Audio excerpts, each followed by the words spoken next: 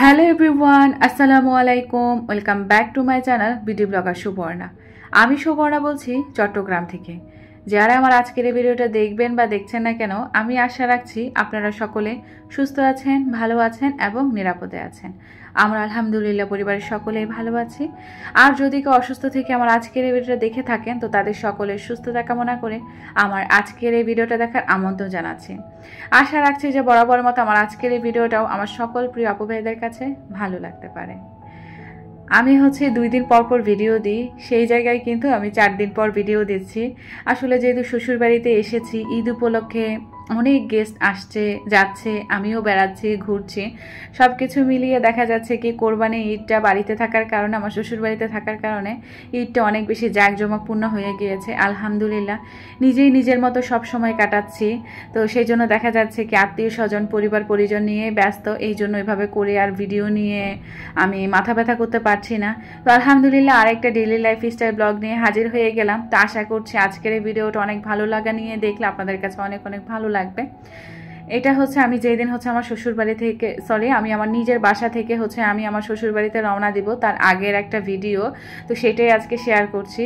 যেহেতু আমি কোরবানির ঈদ ওইভাবে বাড়িতে আমার বাসায় আমি থাকছি না, তো দেখা যাচ্ছে কি আমার বাসার থেকে আমাকে সব কাজ আগে থেকে গুছিয়ে করে তারপরেই মূলত আমাকে শ্বশুরবাড়িতে আসতে হবে। তার আগের যে পূর্ব প্রস্তুতিগুলো থাকে তো সেগুলো আসলে করে নিয়েছে, তো আজকে সেটাই থাকছে। আর আমার সকল প্রিয় আপু ভাইয়া সবাইকে ঈদের অনেক অনেক শুভেচ্ছা জানাই। ঈদ মোবারক, ঈদ মোবারক, ঈদ মোবারক। সবার ঈদ কেমন কাটলো চাইলে ছোট্ট একটা কমেন্ট করে জানিয়ে দিবেন, জানতে পারলে আমার কাছে অনেক অনেক ভীষণ রকম ভালো লাগবে। আমার ঈদ তো আলহামদুলিল্লাহ অনেক ভালো কেটেছে, তবে আমার হাজব্যান্ডকে ছাড়া। উনি যেহেতু ছুটি পায়নি, উনি শহরেই ছিল, আমার বাসায় ছিল। তো আমি যেহেতু গ্রামের বাড়িতে গিয়েছি, আমি ঈদটা আলহামদুলিল্লাহ অনেক ভালো কেটেছি পরিবার আত্মীয় স্বজন সবাইকে নিয়ে। এটাই আলহামদুলিল্লাহ, এত সুন্দর একটা পরিবার পেয়েছি, এটার জন্য শুকরিয়া আল্লাহর দরবারে। এদিকে আমি তো কিচেনের অনেক কাজ গুছাচ্ছি, সেই সাথে রান্না বান্না আছে, ঘরের আনুষঙ্গিক কাজ তো আছে। আর ঈদকে ঘিরে তো দেখা যায় কি কোরবানির ঈদের রসুন পেস্ট, আদা পেস্ট, এসব কাজগুলো তো আছে, এগুলোও গুছাতে হবে। বলতে পারেন খুব বড় রকমের একটা মাথা ব্যথা নিয়েই মূলত আমি এই কাজগুলো করছি। তো ডিম ছিল গতকালকের, তো সেগুলা ওয়াশ করে আমি আবার ডিমের ঝুড়িতে রেখে দিয়েছি। আর এদিকে ছোট্ট যে একটা তেলের বোতল দেখতে পাচ্ছেন আমার অয়েল জারটা বাদে, তো ওই কিউট এই ছোট্ট এই জিনিসটা আমি আমার মায়ের কাছ থেকে নিয়ে এসেছি। এটাতে অলিভ অয়েল ছিল। যাদের বাসায় এরকম জার আছে তারা হয়তো বা জানবেন, কাচের কিউট এই জারগুলোতে অলিভ অয়েল থাকে। এগুলো কিন্তু রিসাইকেল করে আমাদের গোলাম রসুল মার্কেটে পাওয়া যায়।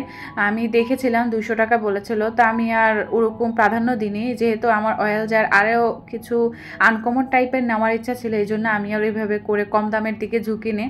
যেহেতু মায়ের বাসায় দেখেছি আর শেষও হয়ে গিয়েছে, তো আমি নিয়ে এসেছি। কিচেনের এরকম কিউট কিউট জিনিস আমার এত ভালো লাগে। তো তেল রাখার পরে এত কিউট লাগছিল, আমার নিজের কাছেই ভালো লাগছিল, ভাবলাম আপনাদের সাথে একটু করে শেয়ার করি।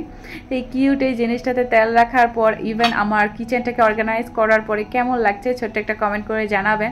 আমার কাছে না অনেক খুশি লাগছিল। আর এটাতে তেল ঢুকানোর পর ইচ্ছেই করছিল না যে এটা থেকে আমি তেল ঢালি, আমার ইচ্ছে করছে যে আমি এইভাবেই এটাকে সাজিয়ে গুছিয়ে রাখি, তাহলে ভালো লাগবে। তো তেল ঢালার পরে আবার হয়েছে কি যারে চারিদিকে একদম তেল পড়ে গিয়েছে, ওগুলো আবার আমার ম্যাজিক ক্লিনজার দিয়ে আমি একটা কাপড় দিয়ে তোয়ালে দিয়ে আর কি আমি মুছে নিয়েছি। সেই সাথে কিচেন কাউন্টার টপটাও ক্লিন করে নিলাম।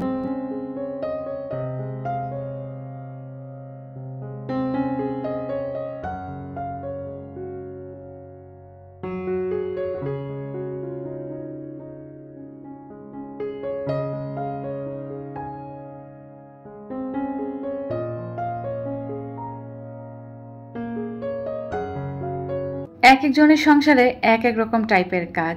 আমার সংসারের কাজগুলো কিন্তু আমি আমার নিজের মন মতো করে গুছিয়ে গেছে তারপরেই করি। হয়তো অনেকের কাছে ভালো লাগে, আবার অনেকের কাছে ভালো নাও লাগতে পারে। তবে যারা ভালো লাগার দৃষ্টি দিয়ে দেখেন এবং সুন্দর সুন্দর কমেন্টগুলো করেন, তাদের কমেন্টগুলো পড়লেই আসলে বোঝা যায় যে তারা কতটা সুন্দর মন মাইন্ডের মানুষ।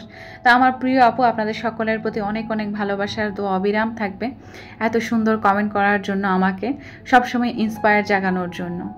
কিচেনটা গুছগাছ করার পরে ভাবলাম ওয়াশিং মেশিনে আমার অনেকগুলো কাপড় চোপড় দিতে হবে, শ্বশুরবাড়িতে গেলে তো আর হবে না, তার আগেই ভাবলাম সবগুলা কাপড় চোপড় ওয়াশিং মেশিনে দিয়ে দিই। তো যেইভাবে সেই কাজ, ওয়াশিং মেশিনে এক গাদা কাপড় চোপড় দিয়ে দিলাম। আমার এক প্রিয় আপু আমি ওয়াশিং মেশিনে কেমন ডিটারজেন্ট ইউজ করি সেটা দেখতে চেয়েছিল, তো আপু আমি কিন্তু দেখিয়ে দিয়েছি। রিনের এই ম্যাটিক লিকুইডটাই হচ্ছে আমি ইউজ করে থাকি। তো কাপড় চোপড় দিয়ে দিয়েছি আর হয়েও গিয়েছে এখন। তো এখন প্রায় হচ্ছে হয়েও গিয়েছে, প্রায় সাইরেন দিয়ে দিয়েছে আমার ওয়াশিং মেশিন। এখন হচ্ছে লাইনটা অফ করে দিয়ে তারপরে মূলত এক একটা কাপড় চোপড় বের করে আমি আমার বেলকনির রশিতে নেড়ে দিব। আর ওয়াশিং মেশিনে কাপড় চোপড়গুলো হতে হতেই কিন্তু আমি অফ ক্যামেরা আমার পুরো ঘরের কাজগুলো করে নিয়েছি। আমার হেল্পিং হ্যান্ড আপা এসে হচ্ছে সেদিন পুরো ঘরটা একদম ভালো করে মুছে টুচে দিয়ে যাবে। তো আপা আপার কাজ করছে, চলে এসেছে, আর আমি হচ্ছে আমার কাজগুলো গুছিয়ে নিচ্ছি। কাপড় চোপড় সবগুলো বের করে এক গাদা কাপড় চোপড় হয়েছে সত্যি কথা বলতে। আর আমার বেলকনিটা লম্বা হওয়াতে অনেক বেশি সুবিধা হয়েছে, আমি খুব ইজিলি আমার কাপড় চোপড়গুলো আমি নাড়তে পারি।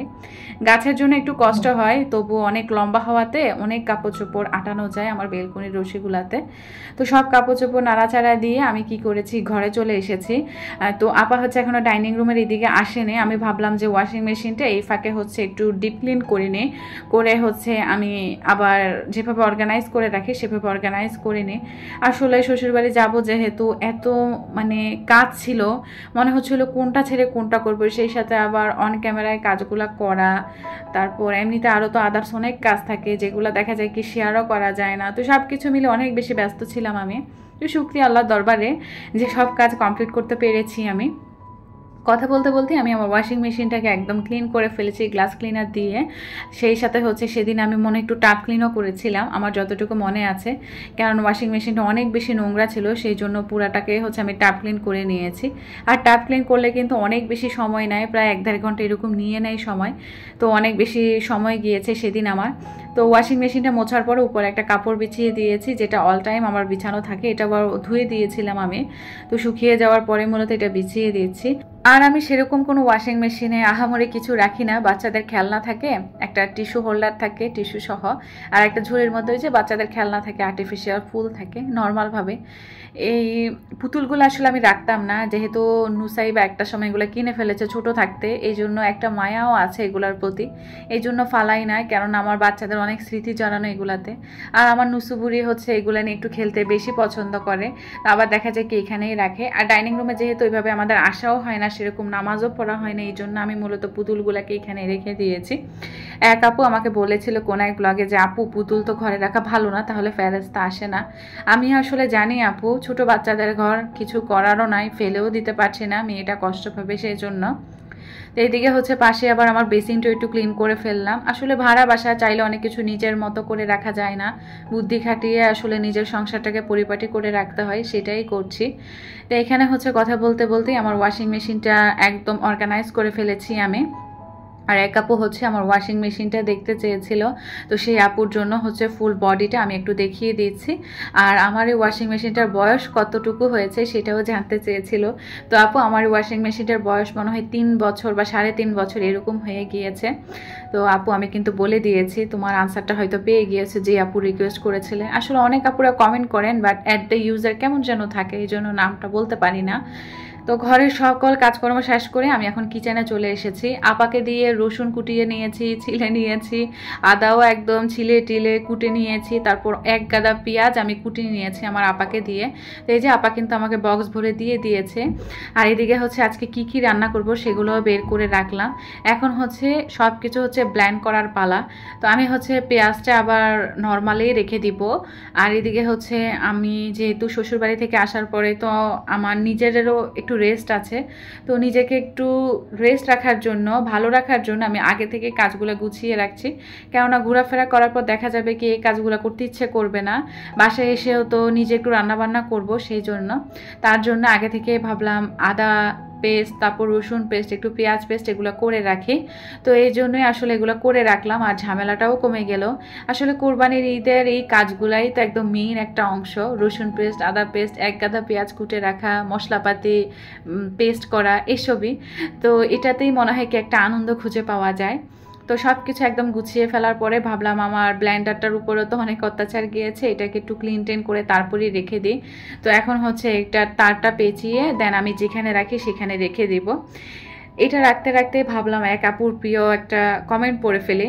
সাদেক সীমা আইডি থেকে আমার প্রিয় একজন আপু কমেন্ট করেছে। ফুল ভিডিওটা দেখলাম আপু, প্রথমবারের মতো খুব সময় নিয়ে দেখলাম, এত সময় থাকে না তাই এতদিন দেখিনি, খুব মনোযোগ দিয়ে দেখলাম আপু। আপু তুমি তোমার কাজ এবং তোমার ভয়েস আমার মন ছুঁয়েছে, খুব বেশি ভালো থাকো আপু, দোয়া রইল। আসসালামু আলাইকুম। ওয়ালাইকুম আসসালাম আমার প্রিয় সোনা লক্ষ্মী আপু, তোমার যে আমার ভিডিওটা এত মন ছুঁয়ে গিয়েছে, এত সুন্দর একটা কমেন্টের মাধ্যমে কিন্তু বোঝা যাচ্ছে। আমি তো আর এমনি এমনি বলি না যে আমার প্রিয় আপুদের মন এত ভালো কেন। আসলে আমার প্রিয় আপুগুলো অনেক লক্ষ্মী, সেই জন্যই কিন্তু এত সুন্দর করে আমার আপুগুলাও এত সুন্দর করে আমাকে একটা কমেন্ট করতে পারে। তো এই জন্যে আসলে বলি আর কি যে আমার আপুরা অনেক লক্ষ্মী। আমার প্রিয় আপু, তোমার প্রতি অনেক অনেক দোয়ার ভালোবাসা থাকলো। এরকম সুন্দর সুন্দর কমেন্ট আমি সব সময় চাই। আমার জায়গা থেকে আমি চেষ্টা করব সাধ্যের মধ্যে বেস্টটুকু দেওয়ার জন্য, বাকিটা আসলে আল্লাহর উপর এবং আপনাদের উপর। যাই হোক, ব্লেন্ডারটা রেখে দিয়ে এসেছি আমার ফিল্টারে রেখে দ্বিতীয় তাকের মধ্যে, আমি সবসময় ওখানেই রাখি। আর কোনো যেহেতু স্পেস নাই, আর আমি এত বেশি ফার্নিচার জড়িয়ে ফেলছি, আমি চাইলেও এখন কিছু জোড়াতে পারছি না। যদি সম্ভব হয় তাহলে এই বাসাটা চেঞ্জ করার পর বড় একটা বাসা নিলে তারপর গিয়ে হচ্ছে আমি কোনো ফার্নিচার জোড়াতে পারবো, তার আগে হয়তো আমি পারবো না। তো ইনশাল্লাহ দেখি কি হয়। আর এদিকে হচ্ছে রান্নার প্রিপারেশনে চলে এসেছি। আজকে হচ্ছে পাতাকপি ভাজি করব আলু দিয়ে, সেই সাথে হচ্ছে একটা কুচি চাল কুমড়া এনেছে। আমার খুব চাল কুমড়া দিয়ে মুরগির কোষে যে হাড্ডি গুড্ডি থাকে ওগুলা দিয়ে খেতে ইচ্ছা করছিল আজ কয়টা দিন যাবত। কোনো এক ব্লগারের ভিডিওতে আমি দেখেছিলাম, সে হচ্ছে ডিম দিয়ে ফুলকপি দিয়ে রান্না করে, তারপরে এরকম চাল কুমড়া দিয়ে বা লাউ দিয়ে মুরগির গোশ রান্না করে। বাট আমি এরকম রান্না করি না, সবসময় মাছ, চিংড়ি মাছ বা ডাল দিয়ে এই লাউ চাল কুমড়া এগুলো খেয়েছি, তবে কোনো দিনও এরকম চিকেন দিয়ে খাইনি। তো আজকে হচ্ছে এরকম ট্রাই করব, তো ভাবলাম আপনাদের সাথে ফার্স্ট ট্রাইটা একটু শেয়ার করি। তো এদিকে হচ্ছে চিকেন আগে থেকে আমি সুন্দর করে নামিয়ে রেখেছিলাম, ধুয়ে টুয়ে রেখে দিয়েছি। আর এদিকে হচ্ছে আমি পাতাকপি আলু কেটে নিয়েছি, কেটে নিয়ে ভাবলাম রান্নাটা বসিয়ে দিই। আর রান্নার আগে যদি সব গুজগাছ করে ফেলা যায় তাহলে মনে হয় কি রান্নার কাজগুলো অনেক বেশি সহজ হয়ে যায়। আর সব কুটা বাছা তো রেডি করাই আছে, এক বক্স পেঁয়াজ কেটে রেখেছি, চলে যাবে আমার এই কয়টা দিন। তো পেঁয়াজটাও হচ্ছে আমি যেহেতু কড়িয়া বসিয়ে দিয়েছি বা প্যান বসিয়ে দিয়েছি, তেল দিয়ে দিয়েছি, আমি হচ্ছে এখন পাতাকপি ভাজিটা বসিয়ে দিব। খুব নর্মাল আসলে রান্নাবান্না, আহামরি তেমন কোনো রান্নাবান্না নেই, সেই জন্য ওইভাবে করে আসলে শেয়ার করারও কিছু নেই। যেহেতু ডেইলি ব্লগ, সেই জন্য আপনাদের সাথে শেয়ার করছি এই আর কি। তো আমি তো তেল দিয়েছি, পেঁয়াজ কুচি দিয়েছি, কাঁচামরিচ কুচি দিয়েছি, লবণ দিয়েছি আর একটু হলুদের গুঁড়া দিয়েছি। তো দিয়ে মশলাগুলো কষানোর পরে আমি যে পাতাকপি আর আলুটাকে ধুয়ে রেখে দিয়েছি স্ট্রেনারে, তো ওই পাতাকপি আর আলুটা হচ্ছে আমি দিয়ে দিয়েছি। এখন হচ্ছে একটু নেড়ে চেড়ে নিচ্ছি, ঢাকনাটা দিয়ে দিব। আর আমি হচ্ছে পাতাকপিটা বসিয়ে দেওয়ার পরপরই আমি ভাবলাম চাল কুমড়াটা একটু কেটে নিই। আর ওই যে বললাম যে চাল কুমড়া দিয়ে যেহেতু আমি মুরগির গোশ হাড্ডিগুটি দিয়ে আমি রান্না করব, তো ওগুলো আগে থেকে গুজগাছ করে রেখেছি, তো সেগুলাই শেয়ার করছি। রসুন পেস্ট, আদা পেস্ট একসাথে করে রেখে দিয়েছি, আর পেঁয়াজ কুচি, গরম মশলা সবগুলো নিয়ে নিয়েছি, গোটা কাঁচামরিচ কুচি করে নিয়েছি। আর এখানে হচ্ছে যে মুরগির গোশের হাড্ডিগুটিগুলো মাটির বাটিটাতে আমি ধুয়ে রেখে দিয়েছি। তো এখন হচ্ছে পাশে সরিয়ে রেখে দিব, আর আপনাদের সাথে একটু শেয়ার করছি কতটুকু টুকরা করলাম আর কি, ছোট ছোট করে। আর এদিকে হচ্ছে চাল কুমড়াটা কাটতে গিয়ে একটু কষ্ট হয়েছে, কেননা মুখের দিকে একটু নষ্ট ছিল, তার জন্য। চাল কুমড়াটা কাটতে কাটতে আমার প্রিয় আপুদের আরও কিছু কমেন্ট পড়ে নিয়েছি। এক আপু কমেন্ট করেছে, তবে অ্যাট দ্য ইউজার ছিল, এই জন্য নামটা করতে পারছি না। এরকম যাদের আসলে চ্যানেলটার প্রবলেম, আমি কেন জানি না ওনাদের এই প্রবলেমটা হয়, তো তারা চাইলে আসলে যারা আমার প্রিয় আপুরা ভাইয়াদের আইডি থেকে কমেন্ট করেন, তারা চাইলে তাদের নামটা মেনশন করে দিবেন, তাহলে আমার কাছে ভালো লাগবে সেই আপুদের নামগুলো পড়ে পড়ে কমেন্টটা পড়তে। তো আপুটা আমাকে কমেন্ট করেছে, আসসালামু আলাইকুম আপু, এই প্রথম আপনার ভিডিও দেখলাম, পুরো ভিডিওটার সাথে ছিলাম, অনেক ভালো লেগেছে, আপনার কাজকর্ম খুব সুন্দর, খুব সুন্দর করে গুছিয়ে রেখেছেন সব কিছু। ওয়ালাইকুম আসসালাম আমার প্রিয় আপু, এত সুন্দর করে আমাকে ছোট্ট কমেন্টের মাধ্যমে বুঝিয়ে দিয়েছেন যে আমি খুব সুন্দর করে গুছিয়ে রাখি সব কিছু। আমার গুছানো কাজকর্মগুলো হয়তো বা আপনার ভালো লেগেছে, সেই জন্যই কিন্তু এত সুন্দর একটা কমেন্ট করেছেন। তো আমার প্রিয় আপু, আপনার প্রতি অনেক অনেক ধন্যবাদ আর ভালোবাসা থাকলো। আর আপনিও আমার জন্য অনেক অনেক বেশি দোয়া করবেন, এটা আসলে চাই। আর তো আসলে আমার জায়গা থেকে আমি কিছু চাইতে পারবো না, সেই জন্য। আমার আরেকটা প্রিয় আপু কমেন্ট করছে এস এ নূর ব্লগ থেকে, পুরো ভিডিওটা দেখে নিলাম আপু, খুব ভালো লাগলো। আপনার কি হয়েছে আপু, ডাক্তার দেখিয়েছেন তো? এখন কেমন আছেন? আপনার সুস্থতা কামনা করছি আপু, খুব ভালো থাকেন। আমার প্রিয় আপুটার এই কমেন্টটা পেয়ে আমার চোখের কোণে সত্যি কথা বলতে পানি চলে এসেছিল। আপু আমার ওই যে প্রিভিয়াস ব্লগটাতে শুনেছিল যে আমার একটু শরীরটা খারাপ, আসলে এত বেশি কাজ করেছি আর এত বেশি শরীর খারাপ হয়ে গিয়েছে। নর্মালি আসলে শরীর ব্যথা যেটা আর কি সেটাই। তো আপুর কমেন্টটা পড়ে আমার কাছে সত্যি অনেক ভালো লেগেছে যে আপু কি সুন্দর করে আমাকে কমেন্টটা করেছে। তো যাই হোক, আমার প্রিয় আপুদের প্রতি অনেক অনেক দোয়ার ভালোবাসা থাকলো। আসলে আমার জায়গা থেকে আমি আর কিছুই পারবো না করতে, সেই জন্য। তো আপুদের কমেন্ট পড়তে পড়তে আমার কিন্তু চাল কুমড়াটা কাটা হয়ে গিয়েছে, আবার ধুয়েও রেখে দিয়েছি আমি, আর সব কিছু তো রেডি করেই ফেললাম চাল কুমড়া দিয়ে গোশ রান্না করার জন্য। আর এদিকে হচ্ছে আমার পাতাকপি ভাজিটাও হয়ে গিয়েছে, একটু ধনিয়া পাতা দিলাম আর হচ্ছে ধনিয়ার গুঁড়া আর জিরার গুঁড়া দিয়ে নাড়াচাড়া দিয়ে আমি নামিয়ে নিলাম। আর এদিকে হচ্ছে ভাতটাও হয়ে গিয়েছে, এখন হচ্ছে চাল কুমড়া দিয়ে মুরগির গোশের হাড্ডিগুড্ডি দিয়ে রান্নাটা বসানোর পালা। অনেকেই হয়তো বা রান্না করে খেয়ে ফেলেছেন, তো আমি যেহেতু ফার্স্ট টাইম তো ভাবলাম একটু শেয়ার করি কেমন না কেমন হয়। তবে সত্যি কথা বলতে হয় অনেক বেশি মজা হয়েছিল, আমি অনেকগুলো ভাত খেয়েছি মনে হয়। এখানে একটা হাঁড়ি বসিয়ে দিয়েছি, পর্যাপ্ত পরিমাণ তেল দিয়েছি, পেঁয়াজ কুচি দিয়েছি একটু বেশি পরিমাণে, তারপর রসুন পেস্ট, আদা পেস্ট, লবণ দিয়েছি, নর্মাল যে মশলাগুলো থাকে হলুদের গুঁড়া, ধনিয়ার গুঁড়া, জিরার গুঁড়া সেগুলো দিয়েছি। তারপরে হচ্ছে আমি একটু লবণও দিয়েছিলাম, আবার সব কিছু মিলিয়ে আবার হচ্ছে একটু মুরগির মাংসের মশলা দিয়েছি আমি, রাঁধুনি যে রেডিমিক্স মশলাটা আছে ওটা দিয়ে যে নাড়াচাড়া দিয়ে সামান্য একটু কষানোর জন্য আমি একটু পানি দিয়ে দিলাম। মশলাটা যখন কষানো হয়ে গিয়েছে, তেল উপরে উঠে গিয়েছে, তখন হচ্ছে আমি যে মুরগির হাড্ডি গুলো আছে সেগুলা দিয়ে দিয়েছি। এগুলা দিয়ে হালকা একটু নাড়াচাড়া করে আমি হচ্ছে চাল কুমড়াগুলা যে কেটে রেখেছি সেই চাল কুমড়াগুলো আমি দিয়ে দিব এই মুরগির হাড্ডি গুলার উপরে। তো এই অবস্থায় দিলে কি হবে, তাহলে আমার চাল কুমড়ার গুলাও কষানো হলো, আবার চিকেনের সব কিছু হচ্ছে কষানো হয়ে গেল। তো একসাথে আসলে সব তরকারি সব কিছু কষানো হয়ে গেল। তো আমি হচ্ছে একটু নাড়াচাড়া দিয়ে দেন একটু পানি দিয়েছিলাম, তারপর ঢাকনাটা দিয়ে দিয়েছি। এখন মশলাটা কষাতে থাক, তরকারিগুলো হচ্ছে কষাতে থাক। আর এইদিকে ভাবলাম যে কিচেনের কাউন্টার টপের উপরে তো অনেক ধকল গিয়েছে, অনেক কুটাকাটি সব কিছু হলো, তো ভাবলাম কিচেনটাকে একদম পরিষ্কার করে ফেলে, নিট অ্যান্ড ক্লিন করে ফেলে। তার এদিকে হচ্ছে যে রান্নাবান্নাগুলো করা হয়ে গিয়েছে, এগুলো আবার কাউন্টার টপে সুন্দর করে রেখে দিলাম। আর এইদিকে ঢাকনাটা উঠে আবার একটু নাড়াচাড়া দিচ্ছি, না হলে তো নিচে লেগে যাবে, সেই জন্য। তো আবার হচ্ছে ঢাকনাটা দিয়ে দিব আমি। আর এদিকে হচ্ছে তো ধোয়াপালি তো বের হতেই থাকে, তার তো কোনো নিস্তার নেই। তো সেই ধোয়াপালিগুলো হচ্ছে এখন এক এক করে আমি ধুয়ে স্টেনারে পানি ঝরতে রেখে দিব। আমার আরেকজন প্রিয় আপু কমেন্ট করেছিল আমার ডাইনিং টেবিলের একটা ভিডিওতে, তাসনুবা জেমি আইডি থেকে। আসসালামু আলাইকুম আপু, আশা করছি ভালো আছেন। আজকে ডাইনিং সাজানোটা ঠিকঠাক থাকলো, কিছু একটা মিসিং লাগছিল। রানাটা হোয়াইট বা হালকা কালার হলে আমার মনে হয় বেশি ভালো লাগতো। আর কাগজের বোটে যাওয়াটা আস্তে আস্তে ঠিক হয়ে যাবে। পুরো বাসাটা অনেক সুন্দর, ফলের ঝুড়িটা দারুণ লাগছিল আপু। ভালো থাকবেন, নেক্সট ভিডিওর অপেক্ষায় রইলাম। তো ওয়ালাইকুম আসসালাম আমার জেমি আপু, তোমার আসলে এত সুন্দর একটা, খুব সুন্দর একটা আসলে কমেন্ট। আপুর কথাটাই আমাকে ফুটিয়ে তুলেছে। আসলে আমার নিজের কাছেও রান্নাটা ভালো লাগছিল না, শুধু আমার মন চেয়েছিল বিধে আমি বেছিয়েছি। তবে আমি উঠিয়ে ফেলবো এটা কিছুদিনের মধ্যে। আর আমার একটা গর্জিয়াস রান্নার কেনারও ইচ্ছা আছে, তখন না হলে এটা সরিয়ে ফেলবো, এই আর কি কথা।